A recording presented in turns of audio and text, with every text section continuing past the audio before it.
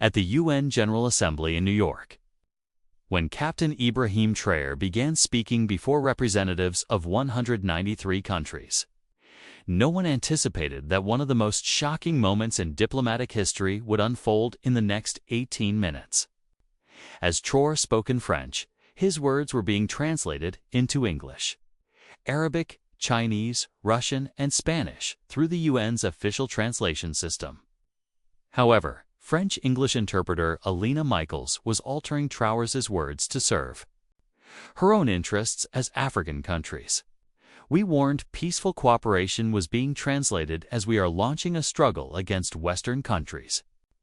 This manipulation continued for 12 minutes, until Traoré listened to the English translation through his secret earpiece. At that moment, the most dramatic moment in UN history began. Traoré suddenly stopped mid-speech. 3,000 people in the hall held their breath. "One moment," he said into the microphone, turning his eyes toward the translation booths. "There's a problem with the English translation. I say peace. The interpreter translates war." Those words were broadcast to the entire world through the hall's microphones.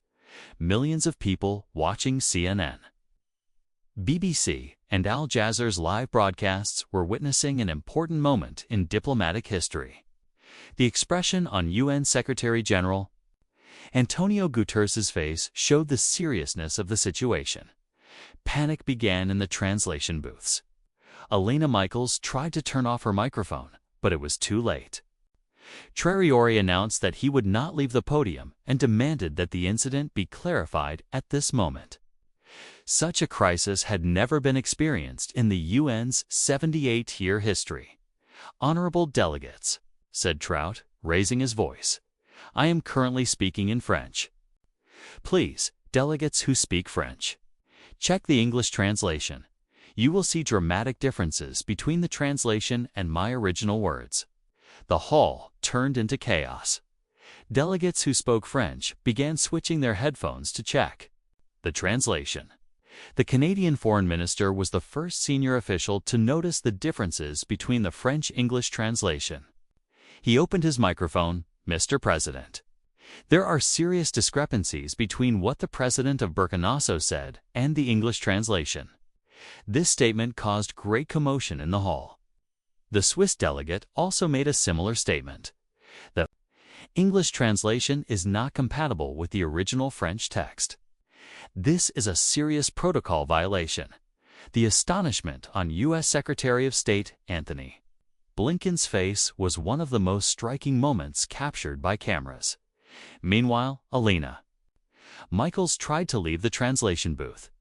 However, security officers had secured all translation booths at Traoré's request.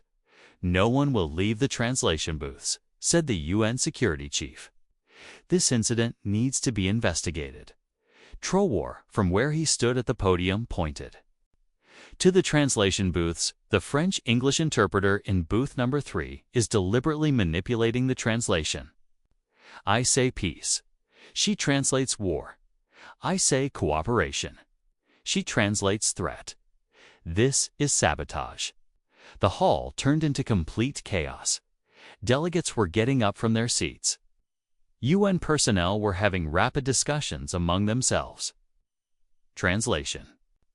Booth microphones had been turned off, and world media began broadcasting breaking news. BBC correspondent commented live, "Such a crisis has never been experienced in UN history." A country leader exposed translation sabotage live on air. CNN also continued its broadcast with the headline, "Diplomatic Crisis Live." Antonio Guterres opened his microphone. "Honorable delegates, this is a serious situation. We are taking a 30-minute break from the session. An investigation will be launched." Immediately regarding this matter, however, Traoré refused to leave the podium. "I will stay here. This investigation will be conducted transparently before everyone's eyes." This demand was against UN protocol, but Guterres had to back down in the face of Traoré's determination. With the approval of the General Assembly, investigation will be conducted openly, he said. Meanwhile, Elena Michaels' background began to be investigated. The initial findings were shocking. Michaels had been an interpreter for 15 years and had never faced such an accusation before. However, suspicions arose that she had made similar manipulations in the past 6 months, particularly during African leaders' speeches. UN Internal Audit Division Director Sarah Mitchell explained the situation.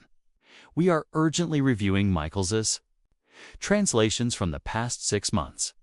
Initial findings indicate systematic manipulation." This statement deepened the crisis further. Traoré, in his statement from the podium, asked, "This is not limited to my speech alone. How many African leaders' words have been distorted? How many important decisions were made due to wrong translations?" These questions deeply shook the UN's credibility. South African President Cyril Ramaphosa took the microphone. "I remember that I also experienced translation problems in my speeches in the past 6 months. This matter should be seriously investigated." Delegates from Kenya, Ghana, and Senegal also expressed similar suspicions. Following these developments, the UN Secretary-General made an extraordinary decision. All African leaders' speech translations from the past 6 months will be re-examined. This process will be conducted transparently. Elena Michaels was removed from the translation booth under intense media attention. Journalists were trying to learn who she was working for and who was behind these manipulations. Initial investigations revealed that Michaels had connections with some lobby groups recently. Traoré also evaluated the media dimension of the incident. World public opinion misunderstood African leaders due to wrong translations. This is not just a translation error, but systematic disinformation. This statement resonated greatly in international media. French President Emmanuel Macron, in his statement from Paris, said, "This incident is unacceptable. As France, we are closely following the matter." The British Prime Minister made a similar statement. However, the harshest reaction came from the US. The White House spokesperson made the statement, "The UN's credibility has been damaged. We expect a comprehensive investigation into this matter." On the second day of the incident, Elena Michaels' statement was taken. Michaels admitted to the manipulations, but claimed she had received instructions. "I was told to translate African leaders' words in a more diplomatic way." She said this confession took the crisis to a new dimension, to the question, "Would you explain? Who gave you instructions?" Michaels replied, "There was pressure from various diplomatic circles. I don't want to give names." This vague explanation fueled conspiracy theories. Following these developments, held a second press conference. "This is not just an interpreter issue. It's part of systematic disinformation. Africa's voice is being deliberately distorted on international platforms." UN High Commissioner for Human Rights Volker Turk, in his statement on the matter, said translation manipulation is a violation of freedom of expression. This matter should also be evaluated from an international law perspective. On the third day of the incident, statements began to be taken from other interpreters as well. Russian interpreter Ivan Petrov stated, "Recently, there have been unusual pressures in the translation department. Some people wanted certain country leaders' words to be corrected." Chinese interpreter Li Wei also gave similar statements. "Especially for developing country leaders' speeches, we were advised to make softer translations." This statement showed the dimensions of the incident. Not only Elena Michaels, but the entire translation system had systematic manipulation. Traoré filed an official complaint with the UN. "As Burkina Faso, we demand comprehensive reform from the UN on this matter. The translation system must be completely reorganized." The African Union also intervened in the matter. African Union Commission Chairman Moussa Faki stated, "This incident is an example of systematic discrimination against the African continent. Necessary legal steps will be taken." On the fourth day of the incident, an extraordinary session was held at the UN General Assembly. In this session, the reform of the translation system was discussed. Traoré presented his proposals. Each country should be able to bring its own interpreter. The translation system should be transparent. All translations should be recorded. Thus, proposals were supported by many countries, especially developing. Countries announced that they had experienced similar problems. The Brazilian delegate said, as Latin American countries, "We have also experienced problems in Spanish-English translations." The Indian delegate also made similar complaints. These statements showed that the problem was not limited to Africa. The UN's translation system was experiencing a general credibility crisis. On the fifth day of the incident, the results of the security report investigating Elena Michaels' connections were announced. It was revealed that Michaels had financial connections with various lobby companies. The New York prosecutor's office also took up the matter. Ethical violations by UN personnel are matters to be taken seriously, was the statement made. Michaels was detained on the sixth day. Among the charges were abuse of duty and ethical violations. Traoré, in his statement about the detention, said, "Justice has been served, but this is just the beginning." The system must change fundamentally. The UN reform process also accelerated. Secretary General Guterres announced the establishment of the Translation Reform Commission. The commission would include representatives from every continent. Traoré accepted commission membership. "We will work to ensure Africa's voice is heard correctly." He said in the second week of the incident, the topic of translation transparency began to be intensely discussed in the media. Translation and media manipulations began to be questioned worldwide. Social media platforms were also affected by this. Twitter, Facebook, and YouTube began announcing new policies on algorithm transparency. Google Translate also announced that it was reviewing its translation algorithms. Technology companies began developing new standards for translation accuracy. In the third week of the incident, translation reform was voted on at the UN General Assembly. 156 countries voted in favor. 15 countries against. 22 countries abstained. The reform package included simultaneous recording of both original language and translation versions of each speech, interpreters signing independence declarations, continuous auditing of translation, quality, rapid response system for complaints. Traoré, in his statement after the vote, said this is the democratization not only of the UN, but of all international diplomacy. During the one-man process of the incident, the lobby companies that Elena Michaels worked for were also put under investigation. It was revealed that these companies had been conducting systematic disinformation campaigns to influence various countries' policies. The European Parliament took up the matter. The EP president said this incident is an alarm bell for protecting our democratic institutions. The NATO Secretary General also commented on the matter. Disinformation is the greatest security threat of the 21st century. In the second month of the incident, the court process called the Michaels case began.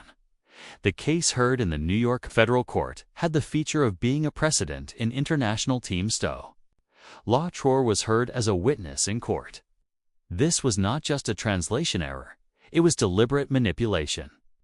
This situation prevented small countries from making their voices heard on international platforms, he said. Michaels's lawyers claimed that their client did not manipulate, but only softened some expressions due to diplomatic courtesy. However, technical analysis showed that there was systematic distortion. In the third week of the court, the report, presented by voice analysis expert Dr. Robert Chen, was very important.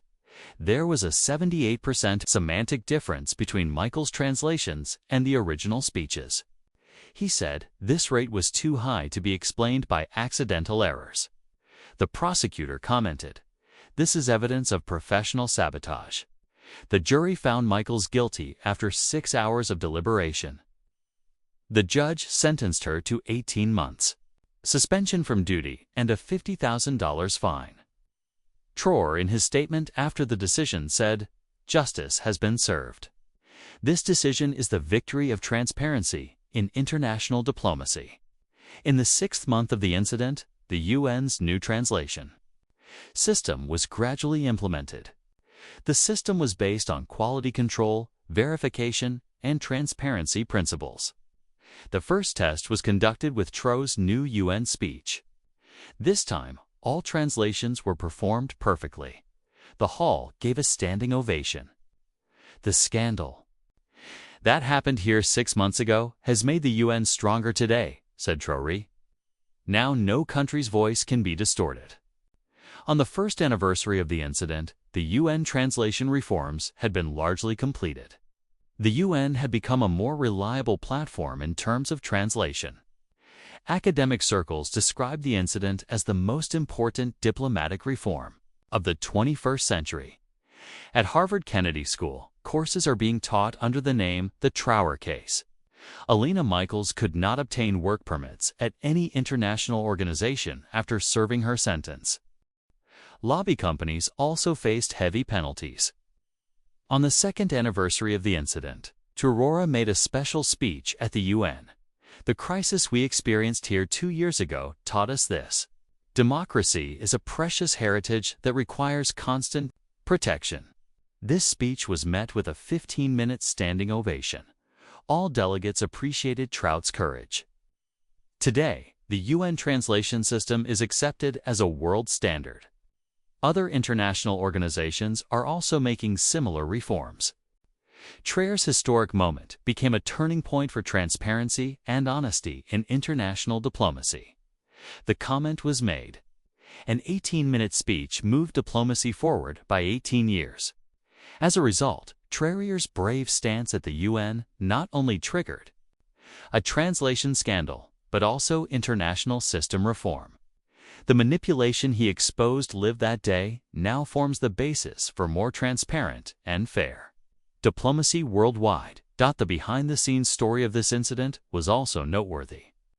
The preparations Traoré made before his speech determined the course of the event.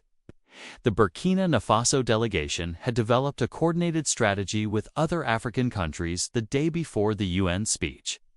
This strategy aimed to make African Count's voices heard more strongly at the UN. The advisors accompanying Traoré also played a critical role. Particularly language expert Dr. Aminata Khan had recommended that Traoré also listen to the English translation while speaking in French.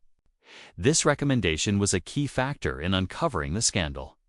Immediately after the incident, the world media's reaction came very quickly. The #UN translation scandal became trending topic within minutes on social media. Millions of shares were made on Twitter. The video of the incident moment got 50 million views on YouTube within 24 hours. Especially the reaction of the African diaspora was very strong. African communities in London, Paris, and New York organized protest demonstrations in front of the UN building. The slogan, "You cannot distort Africa's voice," echoed in the social reaction. Also mobilized politicians. An emergency session was held in the French Parliament. Deputies emphasized that translation manipulation posed a threat to democracy. The British Parliament also expressed similar concerns. The incident also had a great impact in the academic world. An urgent symposium on translation ethics and international diplomacy was organized at Columbia University. A panel on media manipulation and democracy was held at Harvard. Elena Michaels' personal story also attracted media attention. Canadian Michaels had studied translation and interpretation at McGill University. In her 20-year career, she had never been involved in such a scandal.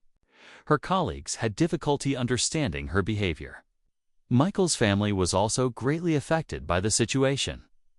Her husband and 2 children went through difficult days under intense media attention. The family had to temporarily leave their home in Montreal. The technological dimension of the incident also created important developments. Tech giants like Microsoft, Google, and Apple announced new security measures regarding translation algorithms. Technologies to prevent manipulation and am supported.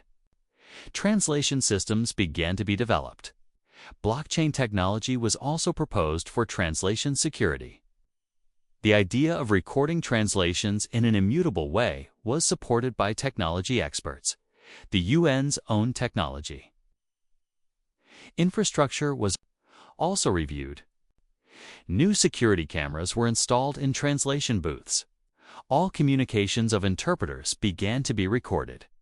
The psychological impact of the incident also lasted a long time. When Traoré described that day, he said, "At that moment, I felt I was representing not just my own country, but all of Africa." This sense of responsibility was influential in his brave decision. Other African leaders were also inspired by Traoré's courage. In subsequent UN meetings, African countries began to take more active roles. They also began to be more careful about translation. The incident also set a precedent from an international new law perspective. Translation manipulation began to be accepted as a new legal category. The International Court of Justice prepared new guidelines on this matter. As a result, Traoré's historic moment was not just the exposure of a scandal, but the beginning of a transformation that made global diplomacy more transparent. This incident became a historic lesson for future generations, teaching how critical proper communication is for democracy.